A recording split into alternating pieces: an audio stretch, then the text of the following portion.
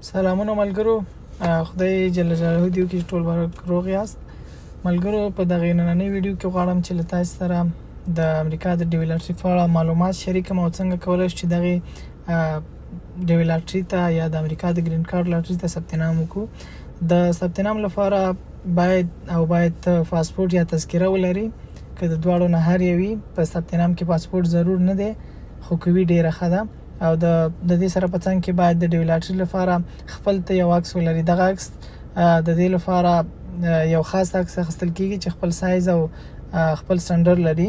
نو تاسو کولی شئ چې غسانې ته لاړ شئ او هغوی ته ووایي، هغوی پوهېږي چې څه رقم عکس د دغې لپاره پکارېږي. او تاسو کولی شئ چې په ویب سایټ کې هم چیک کړئ چې دغه عکس د ډیوی لاټري په اصولو برابر دی یا نه دی. د دې سره په څنګ کې ایمیل ادرس، د ټلیفون شماره، همدغه شیان پکارېږي په ثبت نام کې. کله چې د ثبت نام نه وروسته ته انتخاب شولې، په دغه پروګرام کې سلیکټ شولې، نو فاصله هغې نه باید ته د 12 صنف شهادتنامه یا د پوهنتون اسناد ولري. که چېرته د 12 صنف اسناد او د پوهنتون اسناد نه لري، نو باید ته 2 کلنه کاري تجربه ولري. نو دغه شرایط دي، ډېر یو ښه چانس دی، مفت دی، که مصرف پرې نه راځي. البته په ثبت نام یې، خو کله چې ته سلیکټ شوې، انتخاب شو په دغه پروګرام کې، له هغې نه وروسته بیا ټول مصارف په تا دي. د امریکا دولت تا ته یوازې ویزه درکوي او ګرین کارت درکوي. نور کم مصارف چې دي هغه ټول باید ته خپله وکړي. نو راځو چې درته وښایم څنګه کولی شو ثبت نام وکړو. د ثبت نام لپاره راځو دلته ګوګل کروم ته، یا که کمپیوټر کې د کمپیوټر له لارې هم کولی شئ، له ټلیفون له لارې، دواړو لارې کولی شئ. دغلته لیکو ډیوی پروګرام. کله چې ما یعنې له مخکې نه سرچ کړی، هلته یې ډایرکټ راخلي. که چېرته تاسې نه یې سرچ کړی، نو تاسې کولی شئ چې ولیکئ dvprogram.state.gov. دغه چې ولیکئ، د هغې نه وروسته دغه ویب سایټ ته باید داخل شئ. نو کله چې ویب سایټ ته داخل شئ، دغسې یو صفحه به تاسې ته مخ ته راشي. خو تاسو کوشش وکړئ چې په دغه ویب سایټ کې احتیاط وکړئ، ځکه دلته ډېر زیات پیک ویب سایټونه دي چې ستاسو معلومات غلا کوي، یا تاسو ته د ثبت نام په شکل فورمونه درکوي او په آخره کې له تاسو نه د پیسو غوښتنه کوي. لکه څنګه چې تاسو ته ما مخکې وویل چې دغه د امریکا د ډیوی لاټري لپاره ثبت نام بالکل مفت دی. په ثبت نام یې هېڅ داسې کوم مصرف نه راځي. نو دغه اصلي ویب سایټ دی د ډیوی لاټري. تاسو کولی شئ چې دغه ته ونوځئ. کله چې دلته راغلی، دغه صفحه چې تاسو ته مخ ته راغله، نو په لومړي سر کې که څوک غواړي چې د ډیوی لاټري لپاره یا د ډیوی لاټري په اړه نور معلومات هم ترلاسه کړي، نو دغلته یې لیکلي ډیوی 2024 انسټرکشن. دغه چې کلیک کړي، هغې ته ور داخل شي. دلته کولی شي تاسو د ډیوی لاټري په اړه نور معلومات هم ترلاسه کړئ، چې دا څه رقم پروګرام د څومره وخت نیسي، څنګه یې پروسه مخ ته ځي. د ډیوی لاټري مربوطه چې کوم اصول او کوم شیان دي، هغه کولی شي تاسو دلته سرچ کړئ او وګورئ. د دغې نه څنګ لاندې پټو اګزامپل کې تاسو کولی شئ چې وګورئ، یعنې خپل عکس هم دلته چې کولی شئ چې څنګه عکس باید موږ واخلو د ډیوی لاټري لپاره، د هغې اصول څه دي. نو راځو دغه کلیک کوو.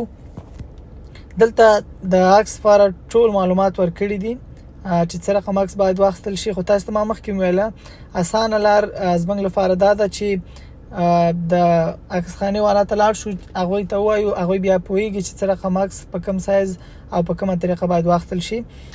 دغلته یو څو دانې مثالونه هم دوی راخیستي دي. نو تاسو کولی شئ چې هلته ورشئ او هماغسې عکس سلیکټ کړئ، هماغسې عکس ورته واخلئ، تر څو عکس هم کولی شي چې ستاسو د ناکامۍ سبب شي. نو په دې شیانو کې باید احتیاط وشي.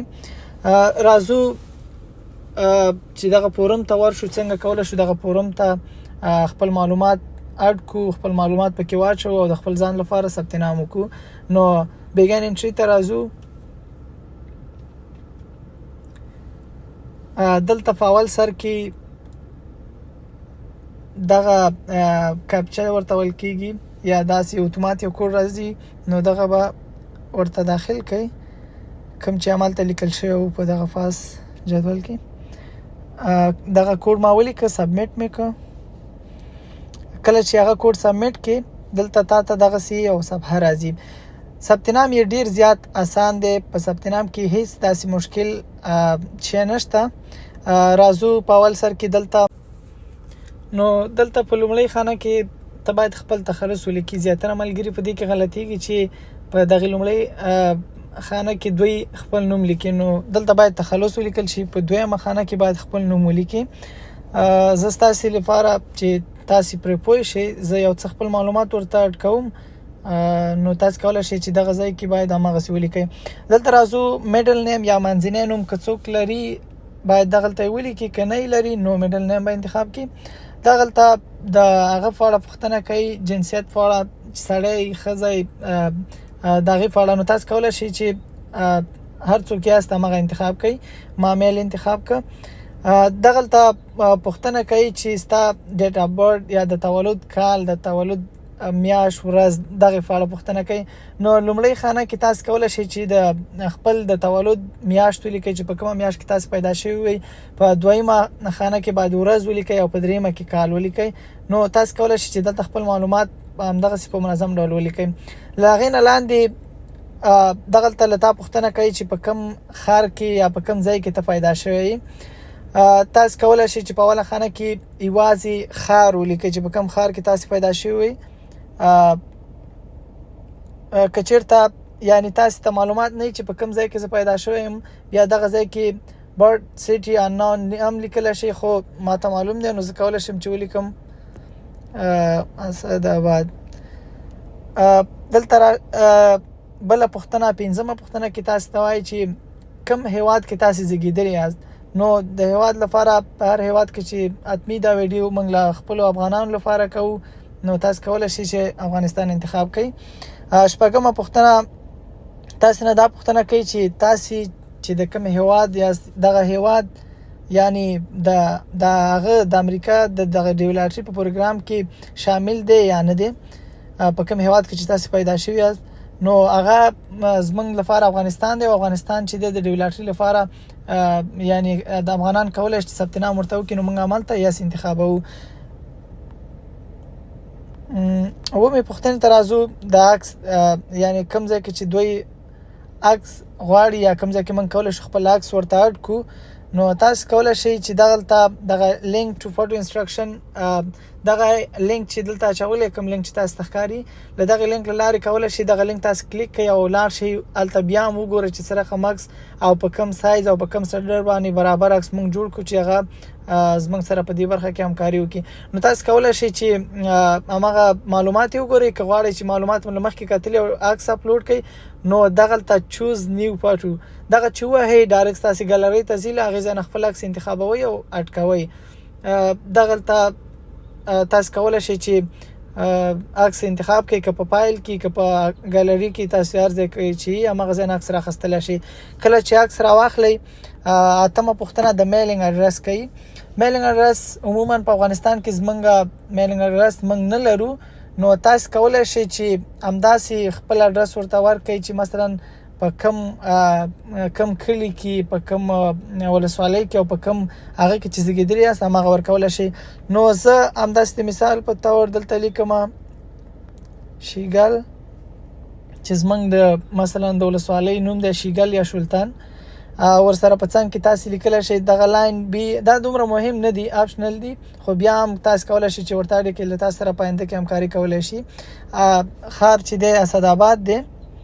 دلته تاسو کولی شئ چې د ولسوالۍ هلته فاس هم کولی شئ، دلته هم کولی شئ چې د ولسوالۍ او د هغه مکمل نومونه ولیکئ. نو زه دلته لیکم شولتن فاصله څه رقم چې دوی په هغه ترتیب لیکلي چې ډسټرکټ دی بیا کاونټي دی.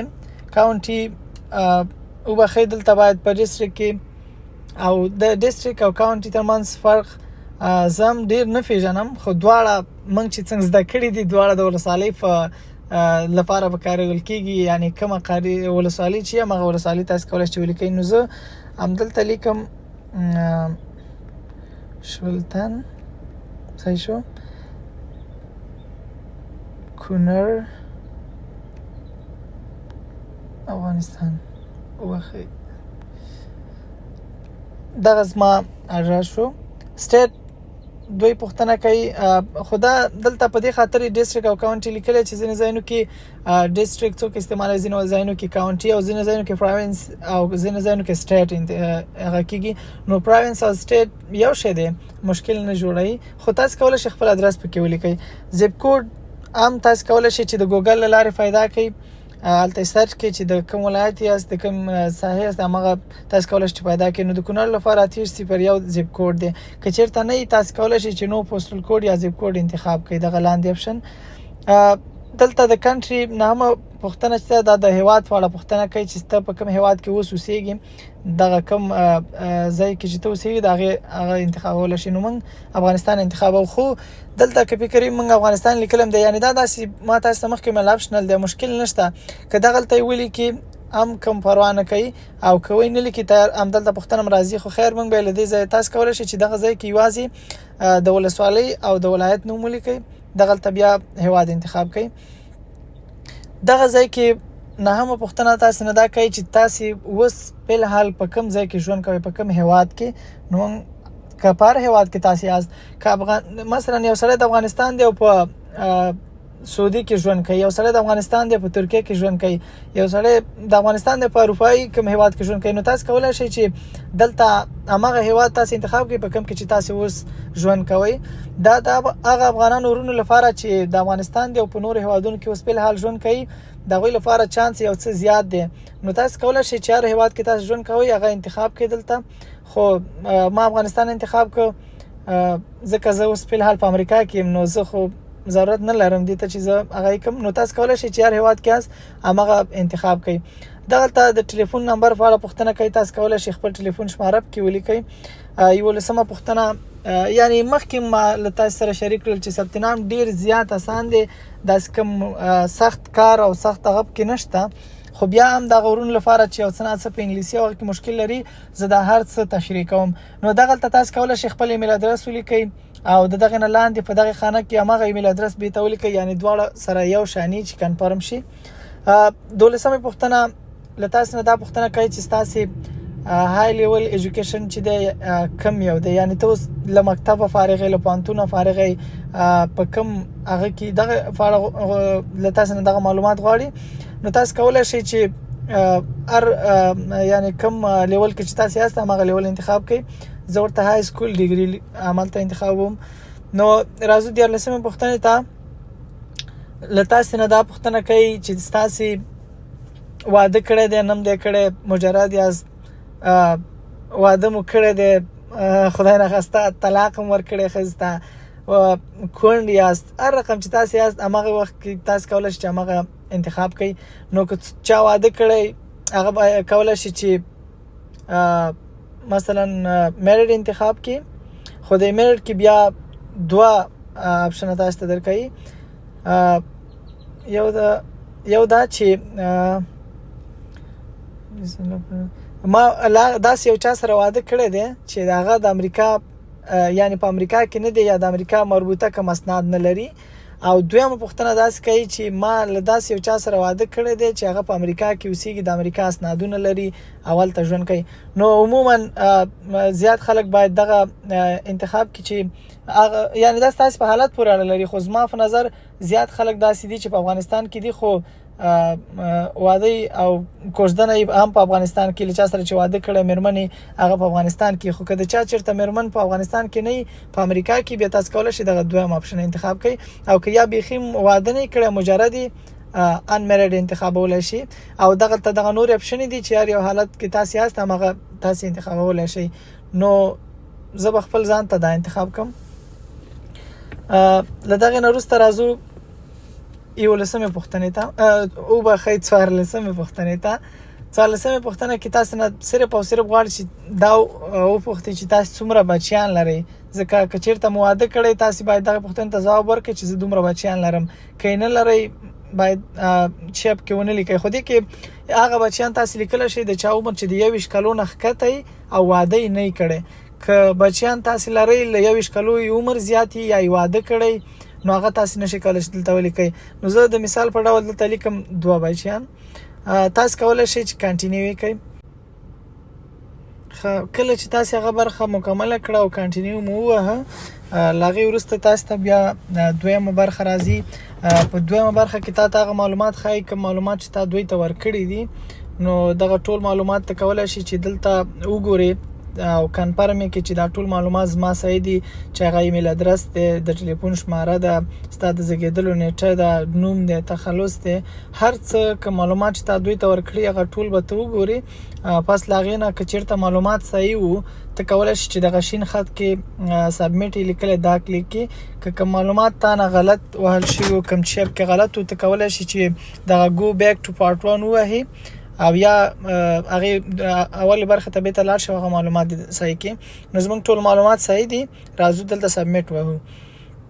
کله چې تاسو سبمیټ ک دا غي نه وروسته تاسو ته دغه صفحه درکې دغه ډیر زیات مهم دی په دغه کې ستاسو دغه کنفرمیشن نمبر دی دغه باید فرند کې او لزان سره وساتي کله چې د ډیولټري نتیجه اعلانېږي دغه وخت کې ستاسو سره دغه کنفرمیشن نمبر چې کوم لیکل شوی دی دغه نمبر دا ډیر مهم دی چې په دې سره ته کولای شي خپل ریزلټ یا خپل نتیجه وګوري چې زه انتخاب شوی یم زه سلیکټ شوی یم یا نه یم نو دغه ورقه لزان سره وساتئ او کله چې په خیر سره ثبت نام خلاص شو هر څه وشو نتیجه اعلان شو نو تاسو کولای شئ چې خپل نتیجه دغه کنفرمیشن نمبر لاره وګورئ.